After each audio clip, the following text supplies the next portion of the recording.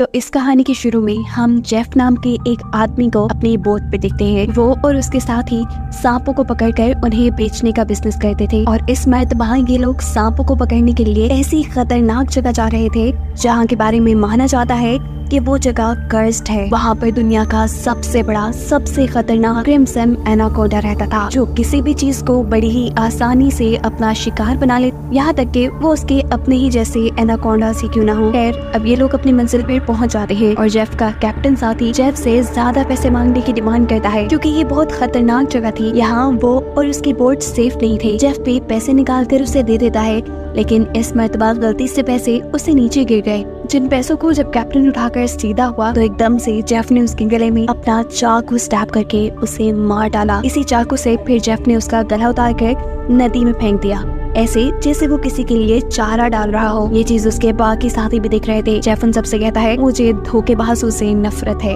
ये लोग आगे बढ़ते हैं और जंगल में इन्हें एक मूर्ति दिखाई देती है, ऐसी मूर्ति जिसके ऊपर बहुत सारे सांप बने हुए थे। और ये देखते हुए जेफ कहता है, तो आखिर क्रिम्सन एनाकोंडा की कहानी सच थी। दूसरी तरफ जेफ के साथियों को बहुत सारे सांप मिल जाते हैं, जिन्हें देखकर वो भी बेतहाशा खुश हो चुके थे। जल्दी जल्दी वो इन्हें अपने थैलों में भरना शुरू कर देते हैं। दूसरी तरफ जेफ उस बड़े क्रिम्सन एनाकोंडा की तलाश में अपनी बंदूक लेकर निकल जाता है। इन तीनों में से एक साथी जब सांपों से भरे हुए थैले वापस बोट में रखने आया तो उसने देखा कि दूर उनके कैप्टन साथी की सरकटी लाश पानी में खड़ी थी। उसे अपनी आंखों पे यकीन नहीं आया। अचानक वो लाश दोबारा पानी में डूब गई और तैरते हुए कोई बड़ी सी चीज उसकी तरफ आने लगी। डर के मारे ये आदमी जंगल की तरफ भागता है, लेकिन उसकी कोशिश कामयाब नहीं होती क्योंकि एक बड़ा सा एनाकोंडा अब उसे अपने शिकंजे में ले चुका था। उसके इर्द गिर्द लिपट कर वो उसकी हड्डियां तोड़ते हुए उसे खाने ही वाला था कि अचानक सीन कट होकर हमें जंगल में उसके दूसरे साथी को दिखाया जाता है। वो साथी एकदम से कुछ देखकर डर गया। असल में उसने उसी बड़े से एनाकोंडा की बॉडी को रेंगते हुए देख लिया था। जैसे ही वो एनाकोंडा एक दरख्त पे चढ़ा तो उसके पेट को देखकर साफ लग रहा था कि उसने किसी इंसान को निकला हुआ है। इससे पहले कि ये आदमी अपनी जान बचाकर भाग जाता, एकदम से उसके सामने उसके साथी की लाश लटक जाती है, जिसके ऊपर अजीब सा लिक्विड लगा था क्योंकि सांप ने अब वापिस उसे अपने मुंह से उगल दिया था। उस पहले वाले आदमी को फेंककर ये सांप अब इस आदमी को अपने शिकंजे में जकड़ लेता है। दरख्त के साथ लगाए वो इसकी हड्डियों को भी जकड़ कर तोड़ देता है और फिर उसे भी खाने लग जाता है। दूर खड़ा जेफ चुपचाप ये सारा नजारा देख रहा था और खुश हो रहा था। बजाय अपने साथियों को बचाने के वो तो ऐसे खड़ा था जैसे सब उसकी मर्जी के मुताबिक हो रहा हो।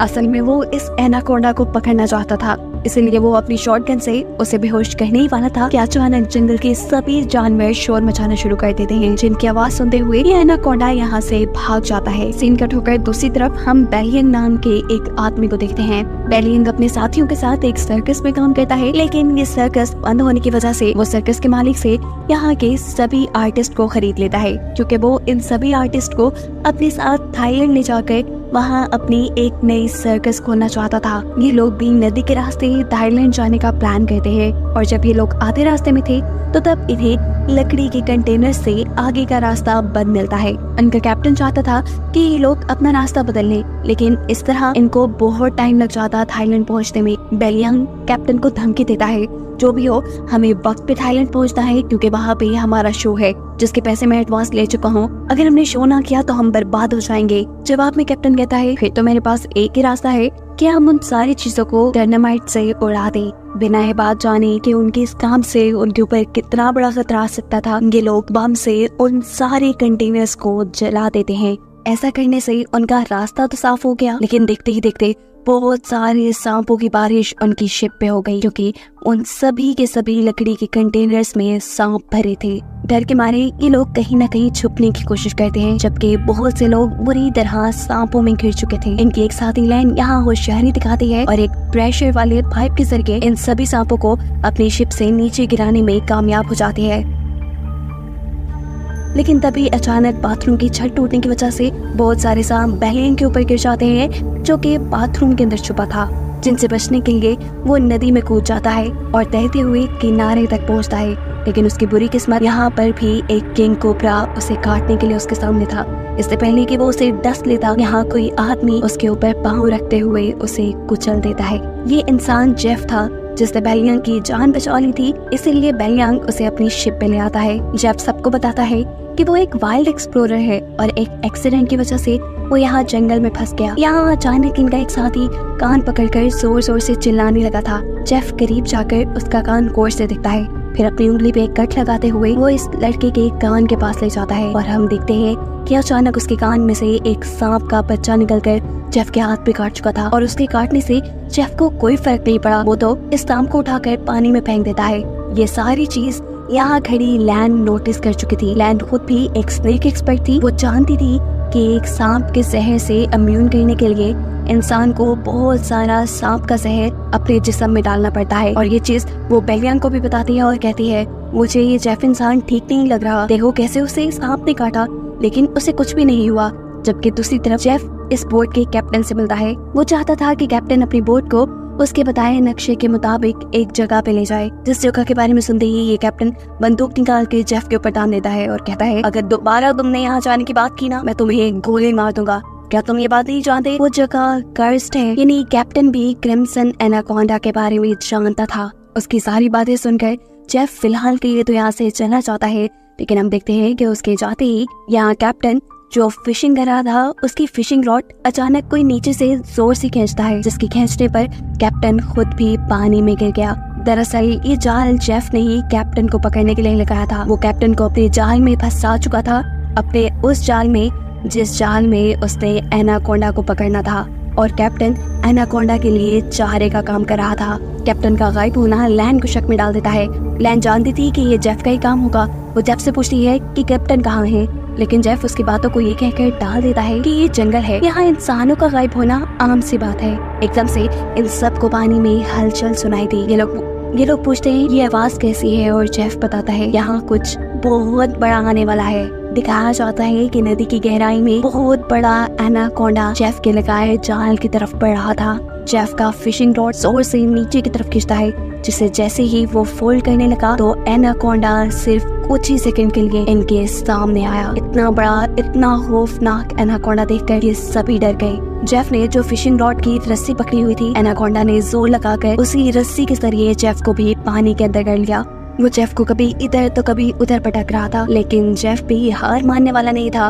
वो अपने आप को बचाने के लिए तैरते हुए इसी नदी में मौजूद एक छोटी शिप पे चला जाता है। फिशिंग रॉड भी उसने इसी शिप के साथ बांधी थी और अब अपनी जान बचाने के लिए वो पानी में मौजूद इस एनाकोंडा के जिस्म पे एक नुकीली रॉड से हमला कर देता है।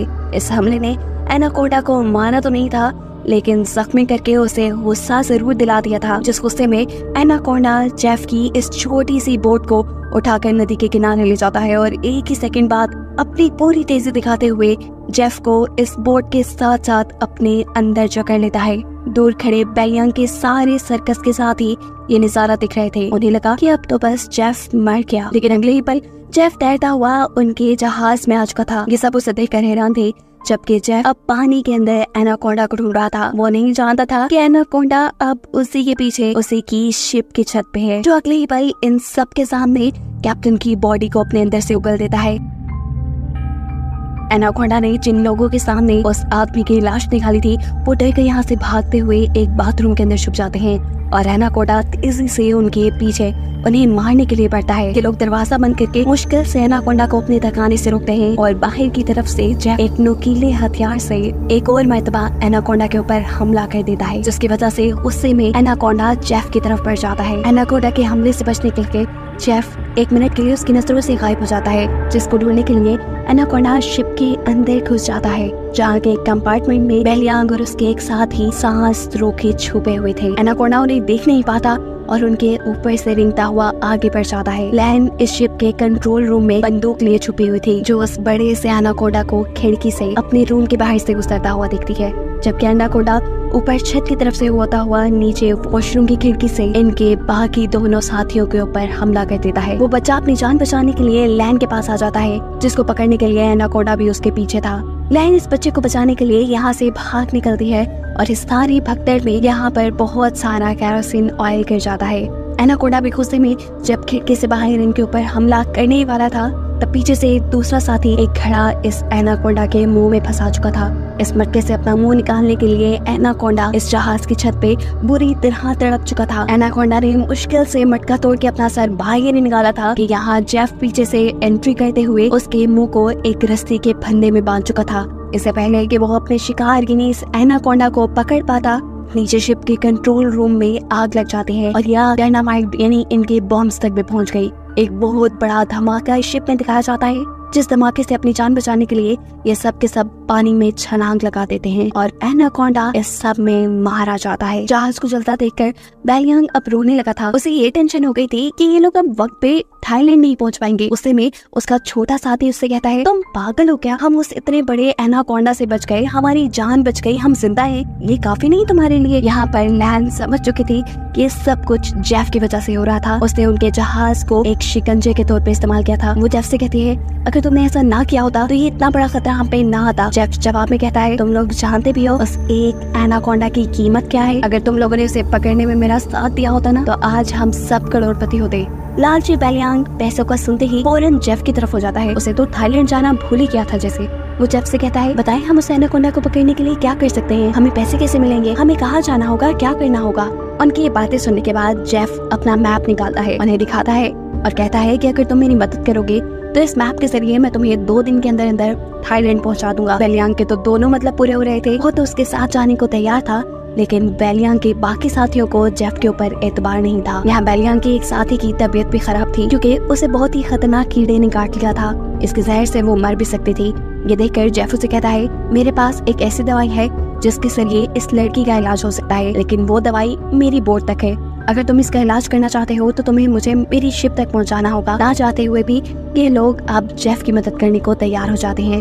बोट तो अब इनके पास भी नहीं रही थी, पैदल ही ये लोग आगे बढ़ रहे थे। आगे जाते हुए जेफ इन्हें कहता है, यहाँ का पानी मत पी लेना, यहाँ के पानी में ऐसे कीड़े हैं जो इंसान के अंदर चले जाते हैं, उसके अंदर ऐसी प्यास लगा देते हैं कि फिर वो इस पानी के अंदर ही अपने आप को डुबा कर मार देता है। रात हो जाती है, ये लोग एक गार के अंदर स्टे करते हैं जहाँ इन लोगों ने आग जलाई हुई थी और जेफ साइड पे बैठा अपनी मैप पे बने हुए एनाकोंडा को देख रहा था। एकदम से सीन्स फ्लैशबैक में जाते हैं और दिखाया जाता है कि कैसे उस क्रिम्सन एनाकोंडा का सामना जेफ से हो भी गया था। वो एनाकोंडा जेफ को मारने ही वाला था, लेकिन जेफ ने उस टाइम होशियारी दिखाई और अपने आप को उस लकड़ी के कंटेनर्स में बंद करते हुए एनाकोंडा की नजर से बच गया।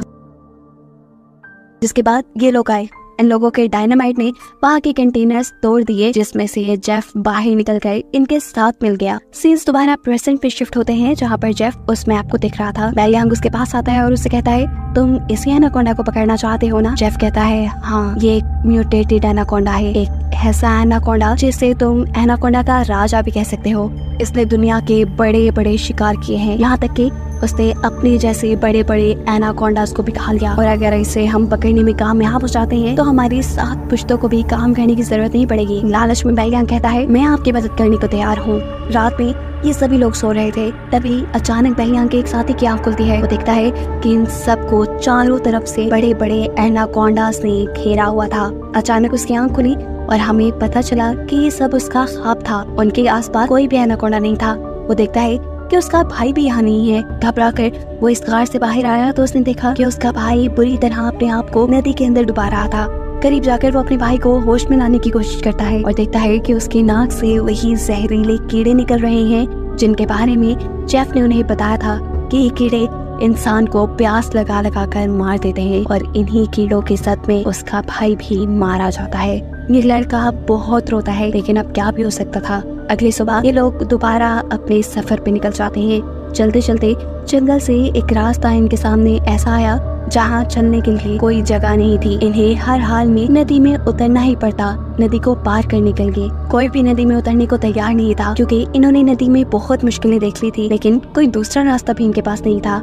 डरते हुए ये लोग नदी में उतर जाते हैं और अचानक एक लड़का पानी की तरफ इशारा करता है क्योंकि इनको एक बड़े से एनाकोंडा ने चारों तरफ से घेर लिया था। इनका एक साथी जिसका भाई रात ही मरा था, वो डर के मारे कुछ ना कुछ पढ़ने लग गया, लेकिन जो डरता है वही तो मरता है। वो नहीं जानता था कि एनाकोंडा का मुंह उसके पीछे ही है। एक एकदम से एनाकोंडा उसे पकड़ते हुए बुरी तरह अपने अंदर जकड़ लेता है। उसकी मदद को लैन यहाँ आती तो है, लेकिन ज्यादा कुछ नहीं कर पाती क्योंकि ये एनाकोंडा उसकी हड्डियां तोड़ चुका था। वो उसका दम घोटकर उसे मार देता है और ये सब लोग खड़े खड़े तमाशा देखते रह जाते हैं। एनाकोंडा उस आदमी के मरे हुए जिस्म को लेकर पानी में गायब हो जाता है और ये सब लोग उससे बचने के लिए यहाँ से आगे बढ़ जाते हैं। कुछ देर बाद आखिर ये सब लोग मिलकर जेफ की बोट तक पहुँच जाते हैं। जहाँ जाते ही वादे के मुताबिक जेफ इन लोगों को वो दवाई दे देता है जिससे बेलियांग के साथ ही अपना इलाज कर सकती थी। ये लोग थाईलैंड की जमीन के बहुत करीब थे। उनका एक साथी कहता है चलो जल्दी जल्दी यहाँ से चल पड़ते हैं, लेकिन जेफ इन सबसे कहता है ऐसे नहीं, मैं तुम सब लोगों को वादे के मुताबिक सही सलामत यहाँ ले आया हूँ, लेकिन अब तुम लोगों को भी अपना वादा पूरा करना होगा, तुम्हें मेरी मदद करनी होगी। वो छोटा बच्चा जेफ से कहता है अगर तो तुम्हारी ये मदद उस एनाकोंडा से जुड़ी है तो बस फिर भूल जाओ, हम तुम्हारी कोई मदद नहीं करने वाले। उनकी बातें सुनते ही जेफ यहाँ बंदूक निकाल चुका था और बेलियांग भी अपना चाकू इन सबको दिखाने लगा था, क्योंकि वो भी तो अब जेफ का साथी बन गया है। वो इन सबसे कहता है चलो जल्दी करो, जो जेफ कह रहा है वैसा ही करो। लैन कहती है तुम सब लोग पागल तो नहीं हो रहे, उस इतने बड़े एनाकोंडा को पकड़ना नामुमकिन है। जेफ कहता है हाँ ठीक कह रही हो, लेकिन पूरी तरह नहीं उस एनाकोंडा को खाते हुए पकड़ा जा सकता है। ये कहते ही बेलियांग और जेफ दोनों अपने दो साथियों को रस्सी से पकड़कर अपने जाल के ऊपर बांध देते हैं, क्रिम्सन एनाकोंडा के चारे के तौर पर। रोता हुआ वो बच्चा बेलियांग से कहता है तुम ऐसा क्यों कर रहे हो, अगर हम लोग मर गए तो सोचो तुम्हारी सर्कस में कौन परफॉर्म करेगा। उसके बाद सुन के पागलों की तरह बेलियांग हंसने लगा और उसने कहा तुम्हें क्या लगा मैं तुम्हें सर्कस के लिए थाईलैंड लेके जा रहा हूँ? अरे पागलो, मैं तो तुम्हें वहाँ लेके जा रहा था ताकि तुम्हारे ऑर्गन्स बेच के मैं बहुत सारा पैसा कमा सकूँ, लेकिन अब देखो मैंने अपना प्लान चेंज कर दिया। अब मैं जेफ के साथ मिल गया हूँ क्योंकि मैं जानता हूँ कि तुम्हारे से भी ज्यादा पैसे मुझे ये एनाकोंडा दे सकता है। यहाँ दूसरी तरफ क्रिम्सन एनाकोंडा के लिए ट्रैप लगाते हुए जेफ ने उन दोनों लड़कियों को भी दरख्त से बांध दिया था, जिसके बाद वो अब एक लड़की से बदतमीजी भी करने लगा था। ये लड़की भी चालाक थी, वो उसे रोकती नहीं बल्कि उसी को अपने जाल में फंसाकर उसकी पॉकेट से उसकी गन निकाल लेती है, जिससे पीछे मुड़कर जैसे ही वो जेफ को शूट करती है तो उसकी बुरी किस्मत कि ये गोली चली ही नहीं और अब वो खुद आ गई जेफ के कब्जे में। इससे पहले कि जेफ उसे मार देता या उसकी दूसरी साथी यानी लैन पीछे से आकर जेफ को स्टैब कर देती है अपनी नाइफ से। जेफ अपने बाजू से लैन को दूर गिरा देता है। दूसरी तरफ मौका देखते हुए दूसरी साथी जेफ के हाथ से गन लेने में लग जाती है। यहाँ लैन भी कमजोर हुए बगैर जेफ के ऊपर चढ़कर उसका गला घोटने की कोशिश करती है और इसी छीना झपटी में वहाँ गोली भी चल जाती है। सीन कट होकर हम उन दोनों लोगों को देखते हैं जिन्हें जेफ ने एनाकोंडा के शिकार के तौर पे रखा था, जिनके पास अब बड़ा सा एनाकोंडा उन्हें खाने के लिए आ रहा था और दूर खड़ा बेलियांग ये सारा तमाशा अपनी आंखों से देख रहा था। बेलियांग उनकी जाल की रस्सी पकड़े हुए था, लेकिन वो ये बात नहीं जानता था जहाँ वो दूसरों की मौत का तमाशा देख रहा है वहीं पीछे उसकी भी मौत खड़ी है। एक और बड़ा सा एनाकोंडा उसके ऊपर भी आंख जमाए बैठा है और इससे पहले कि बेलियांग को इस बात की खबर होती वो एनाकोंडा एकदम से उसके सर के ऊपर वार करके उसे यहाँ से उठाकर ले जाता है। ऐसे उसके हाथ में पकड़ी हुई रस्सी भी उसे छूट जाती है। उन दोनों लोगों का जाल ऊपर चला जाता है। ऐसे एनाकोंडा और उनके दरमियान में फासला आने से उन दोनों की जान बच जाती है। यहाँ जेफ उससे में उस लड़की को मारने की कोशिश करता है, लेकिन इस मरतबा भी लैन बहादुरी दिखाती है और पीछे से एक बड़े से लकड़ी के टुकड़े को जेफ के सर पे मारते हुए उसे बेहोश कर देती है। जेफ के बेहोश होते ही ये दोनों भागते हुए अपने दोनों साथियों के पास आते हैं। उन्हें जाल से निकालकर वो उन्हें भी आजाद कर चुके थे, लेकिन उनकी बुरी किस्मत ये जेफ को होश आ गया था। इसे देखते ही ये लोग बुरी तरह डर गए, लेकिन यहाँ इनकी किस्मत ने इनका साथ दिया। एक बड़ा सा एनाकोंडा आकर जेफ को यहाँ से ले गया। ये सभी लोग अपनी जान बचाकर जेफ की बोट की तरफ बढ़ जाते हैं ताकि उसमें बैठ के ये लोग यहाँ से निकल पाए, लेकिन लैन के साथी की हालत खराब हो चुकी थी क्योंकि उसे जेफ की बंदूक की गोली लग गई थी और वो यहीं पर इन लोगों की आंखों के सामने दम तोड़ देती है। बाकी बचे हुए लोग जल्दी से बोट पे आके उसे स्टार्ट करने की कोशिश करते हैं, लेकिन ये बोट खराब थी। अचानक इनके एक साथी को पीछे से एक गोली लगती है। वो साथी अपनी गर्दन से वो गोली निकाल कर देखता है कि ये शॉर्ट गन थी, यानी बेहोश करने वाली गोली, जिससे किसी ने उसे बेहोश कर दिया था। बेहोश करने वाला और कोई नहीं बल्कि जेफ ही था। यानी इस एनाकोंडा के हमले से भी वो बच गया था और अभी भी वो जिंदा था क्योंकि उसने एनाकोंडा का सर काट कर उसे मार डाला था। जेफ यहाँ एक और मरतबा इन तीनों को बांधकर क्रिम्सन एनाकोंडा के चारे के तौर पे खड़ा कर देता है और इनके चारों तरफ तेज धार वाली लोहे की तार बांध देता है, जिसके बाद वो इनके जाल की रस्सी को पकड़कर यहाँ से दूर खड़ा हो गया। देखते ही देखते बहुत सारे एनाकोंडा इन तीनों के ऊपर हमला करने के लिए पहुँच गए। इन तीनों को लगा बस अब तो इनकी मौत है, अब ये जिंदा नहीं बच पाएंगे, पर यहाँ किस्मत एक और इनका साथ देती है और सभी के सभी एनाकोंडास किसी को देखकर यहाँ से चले जाते हैं। उन्होंने असल में यहाँ एक बहुत बड़ा सा एनाकोंडा देख लिया था जिससे डरकर वो यहाँ से चले गए। अब ये एनाकोंडा अपना बड़ा सा मुंह खोले इन्हें खाने के लिए तैयार था। इससे पहले कि वो इनके ऊपर हमला करता, कोई उसके ऊपर ही हमला कर चुका है और यही तो है क्रिम्सन एनाकोंडा द किंग, जिसकी तलाश में जेफ था। इसका साइज बाकी एनाकोंडास के मुकाबले 10 गुना बड़ा था। ये क्रिम्सन एनाकोंडा आहिस्ता आहिस्ता इन तीनों को अपने शिकंजे में जकड़ लेता है और इन तीनों को खाने ही वाला होता है कि अचानक जेफ रस्सी छोड़कर उसे अपने जाल में पकड़ लेता है। अपने आप को छुड़ाने के लिए क्रिम्सन एनाकोंडा तड़प जाता है। वो इधर उधर घूमता है, लेकिन फिर जब आजाद नहीं हो पाता तो अपने दांतों में इस जाल को फंसाकर वो इसे फाड़ कर एक तरफ से यहाँ से निकल जाता है। अपनी जान बचाने के लिए ये क्रिम्सन एनाकोंडा जंगल की तरफ भाग गया। जेफ ने बहुत कोशिश की उसे अपने जाल में दोबारा फंसाने की, लेकिन वो कामयाब ना हो सका। इस सारी कोशिशों में जेफ बेवकूफ ने अपने आप को ही एक दरख्त के अंदर फंसा लिया था। इससे पहले कि वो यहाँ से निकल पाता, क्रिम्सन एनाकोंडा उसको इस दरख्त के साथ ही लपेट लेता है। इस एनाकोंडा को देखकर यहाँ खड़े हुए ये लोग भी बुरी तरह डर जाते हैं। अपनी जान बचाने के लिए ये लोग कुछ भी नहीं कर पा रहे थे, लेकिन तभी छोटा होशियार बच्चा अपना दिमाग चलाता है और अपने दांतों से ये रस्सी तोड़ने में लग जाता है। कहीं ना कहीं उसे उम्मीद थी कि वो बच जाएगा। उसने अपने दांतों से इस रस्सी को तोड़ने में इतना जोर लगाया कि उसके मुंह से खून निकलने लगा। यहाँ एक मर्तबा तो जेफ उस क्रिम्सन एनाकोंडा के शिकंजे से निकलने में कामयाब हो ही गया था। इससे पहले कि वो यहाँ से भाग जाता, क्रिम्सन एनाकोंडा अपनी दुम से उसको फंसाते हुए उसे अपने करीब करता है और फिर उसे अपने शिकंजे में जकड़ लेता है। उसकी गर्दन पे अपना मुंह रखते हुए उसने अपने शिकंजा इतना टाइट कर लिया कि जेफ की हड्डियां टूटने लगी, जिसके बाद इस एनाकोंडा ने जेफ को भी अपने अंदर निकल लिया। यहाँ ये तीनों भी उस रस्सी को तोड़कर आजाद होने में कामयाब हो गए थे। जेफ को मारने के बाद वो क्रिम्सन एनाकोंडा इन्हें मारने के लिए इनकी तरफ बढ़ जाता है। ये लोग एक लकड़ी के कंटेनर के पास पहुंच जाते हैं। वो बच्चा अपनी जान बचाने के लिए इस कंटेनर के अंदर चला जाता है और एनाकोंडा उसे देख चुका है। एनाकोंडा अब उसके पीछे पीछे इसी कंटेनर में जा रहा है, लेकिन कंटेनर की दूसरी तरफ दरवाजा बिल्कुल बंद है। बच्चा तेजी से इस दरवाजे को तोड़ने की कोशिश कर रहा है। वक्त गुजरता जा रहा है, एनाकोंडा तेजी से उसकी तरफ बढ़ रहा है। इससे पहले कि एनाकोंडा इस बच्चे को निकल लेता, वक्त रहते ही उसके साथ ही बाहर की तरफ से इस कंटेनर का दरवाजा खोलने में कामयाब हो जाते हैं और ये बच्चा बच के यहाँ से निकल जाता है। ये लोग भागते हुए आगे बढ़ते हैं। इन्हें ये भी मालूम था ये लोग बच नहीं पाएंगे, लेकिन यहाँ किस्मत इनका साथ देती है। इन्हें नहीं मालूम था कि जंगल के उस हिस्से में थे जहाँ पर जेफ ने तेज धार वाली वायर लगाई थी, जिस वायर से टकराते हुए इस एनाकोंडा का सर कट जाता है। पीछे मुड़ के ये लोग उस एनाकोंडा को देखते हैं और इन्हें यकीन नहीं आता कि इनकी जान बच चुकी थी। इनके लिहाज से वो एनाकोंडा मर चुका था। ये लोग खुश थे, लेकिन अब और खतरा ये मोल नहीं ले सकते थे। अपनी जान को खतरे में नहीं डाल सकते थे। ये जानते थे कि यहाँ पर बहुत से और भी एनाकोंडा है। जल्द से जल्द ये लोग यहाँ से अपनी जान बचाकर निकल जाते हैं और कहानी के आखिरी सीन में हमें दिखाया जाता है कि असल में वो क्रिम्सन एनाकोंडा मरा नहीं, बल्कि जैसा जेफ ने पहले बताया था वो एक म्यूटेटेड एनाकोंडा था। उसने अपने कटे हुए सर को रीजनरेट कर लिया था, गिनी दोबारा से बना लिया था और अब वो एक और मर्तबा जिंदा हो गया है, जिसे दिखाते हुए ये कहानी यही खत्म हो जाती है।